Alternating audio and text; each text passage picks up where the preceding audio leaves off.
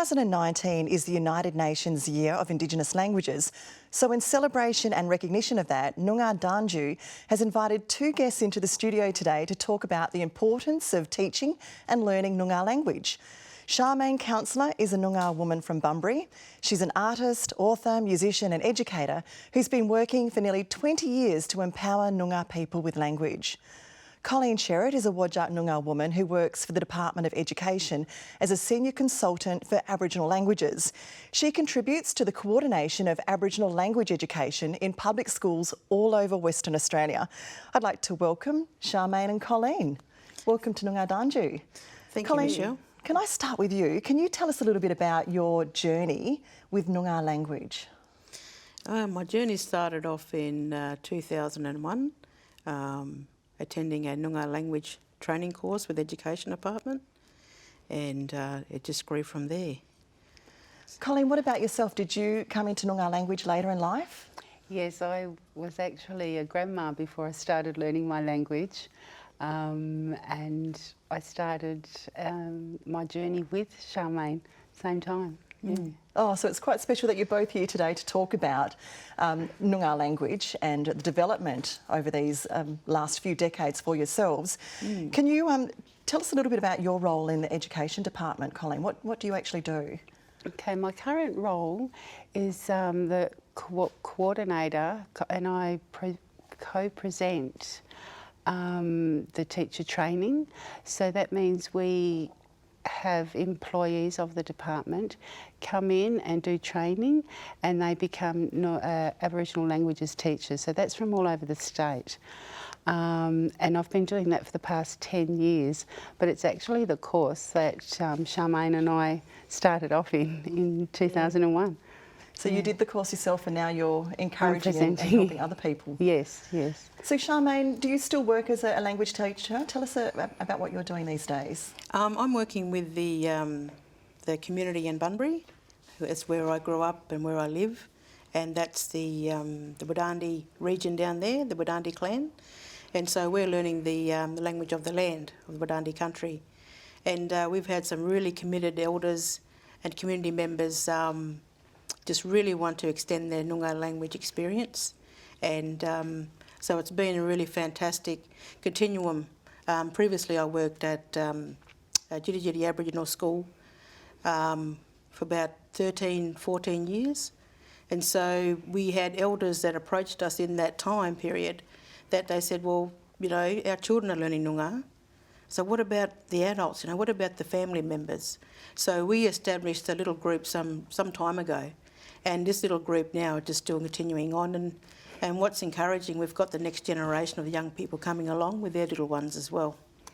Can both of you give us a little bit of an insight into the history which has led to people like yourselves having to go back to TAFE or to courses to learn Noongar language as an adult?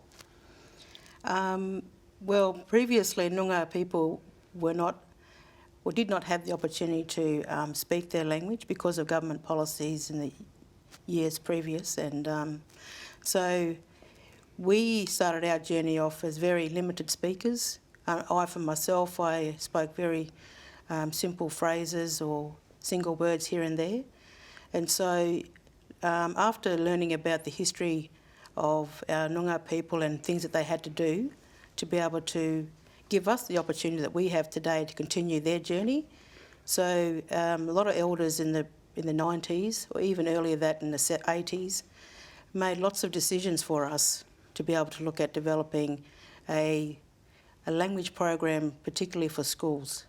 And so many elders came from many different regions and clans to come together to look at what can they do to be able to reintroduce a Noongar language for our next generation of children. Colleen, what was the experience in your family growing up with Noongar, or not growing up with it? Not growing up with it, actually. I'm the only person who speaks Noongar in my family. My mother was taken away as part of the stolen generation, and along with that came no language or culture. They had to learn new ways. So unfortunately, there was no opportunity for anyone in my family to learn language, because the whole family were taken away. So it's giving me the opportunity now to grasp what I've learnt from other elders and to be able to teach others. So when you learn to speak your language, you take on the responsibility of that language and the responsibility of teaching others. Language isn't something that we keep to ourselves, we want to share. So I feel it's my responsibility as a new speaker to share and speak as much language as I can and teach as many people as I can the language. Colleen, how would you describe the health of Noongar language? Would you say it's still in danger?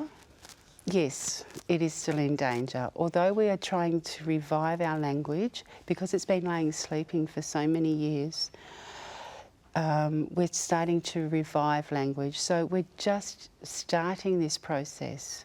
I mean, it's been 20 years, but it only took 200 years to lose the language. So now we're reviving. Only 20 years. We've still got a long way to go. Yeah. And what do you think, Charmaine? Do you think it's still in danger? Oh, I agree with Colleen. We only have very limited speakers at this stage. You know, we might have maybe less than 5 speakers that are fluent in Noongar language, but the revival is incorporating many, many young speakers of today and young speakers that are using a contemporary form of Noongar language, which is fantastic. So, you know, there are people saying there's estimates, maybe could be 400 people using different types of language in different situations. But looking at the language, if we wanted to say that it's quite fluent, it's not quite there yet, hey Colleen? No, that's right. It's got a long way to go, and we've been told, you know, research does tell us that your language is only as strong as your next generation. That's right. So we're very young speakers ourselves. Yep. So just to follow what Colleen was saying, young people do have the responsibility to pass on language, and we do too. But if we don't invest the language in the young next generation, it could have the danger of becoming asleep again. So we have lots of work to do. Are you finding that there's a growing appetite for people wanting to learn to speak? Oh, yeah, definitely. Yeah. Can't keep up with the demand. There's not enough teachers. No. Not enough teachers. No. Yeah. What do you both think about non-Indigenous people wanting to learn Noongar? No, I think it's great. Same. Yeah, we want to share. You know, this land that we're on now, it belonged to it. The Noongar people belong to it, and all the first words were Noongar. You know, all the name places were Noongar. So we want to share that, you know, and it brings back the meaning. It's not just a place. There's a reason it has that name. And if we can share that with other people, why wouldn't we, you know? Do you think it can help foster a deeper connection to country? Oh, I believe so. Yeah, definitely. With about the last 3 or 4 years of experience with working with non-Aboriginal people learning language, I've had the opportunity to facilitate language or teach language to people from different cultural backgrounds. And a lot of the comments that come back after doing a program such as, you know, Noongar language learning, they say they actually identify the place names, what Colleen was talking about. Yeah. They say, I actually belong to a particular clan, or I live in that clan. Yeah. They're actually embracing the signage that's on the highways that we have now. Yeah. You know, and they're really connecting, eh? Yeah, definitely. So it's a sense of belonging too, and allowing them to have that connection too, which is fantastic. So do you find that the biggest people who, well, not the biggest number of people, but the people most sort of passionate about wanting to learn Noongar language, is it the younger generation, is it the older generation, or is it a little bit of both you're finding? I think a bit of both, but once it's in the school, the kids are really embracing it, and you know, you would hope that it's a whole school approach. In most situations it is. So everyone in the school is learning the language. It becomes a part of the school culture. And that way their parents are learning then, because they're taking it home and speaking at home.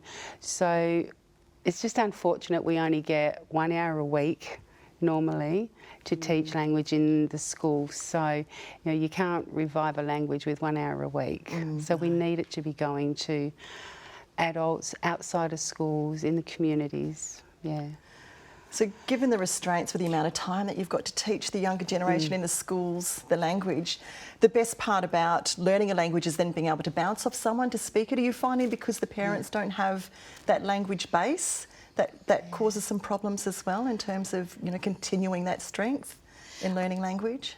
Yeah, I after when the elders approached me to be able to say, look, well, can you provide a class for us, for the adults?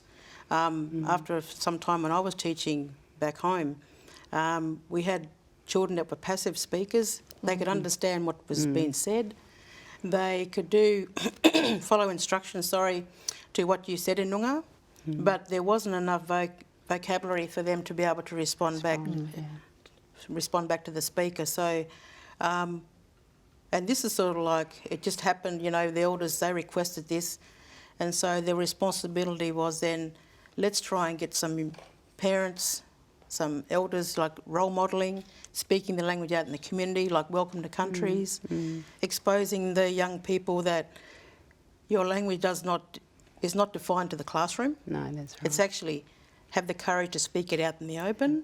And I think it's all of that sort of fear too that we talk about, you know, am I going to be chastised about saying the word wrong? Am I going to, you know, say this word this way or that way? Is it the right way to do that? And I think it's just encouraging them to have a go. We're going to learn through mistakes and just have fun learning. And I suppose it's just that we've got to encourage our families out there to have the opportunity. Look, if you see a language class or you see people like Colleen out there, just have a go. you know, have a go. Yeah. You know, there's that much resources out there now, hey, Cole? Yeah, we can definitely. do stuff. So just to wrap this up, and it's been lovely chatting to you about your journey with Noongar language. What are your dreams? What are your hopes for the future of Noongar language on Noongar country? I've got a big dream. I want to build a Noongar language college. Yeah, well done. Yeah, I could see that. I've seen that overseas. Other native communities are using that over in America. They've got colleges in their languages. Definitely. You know? I'd love to see that one day. Oh, I hope it comes true. Thank you for both chatting to us today. Thank you, Michelle. you.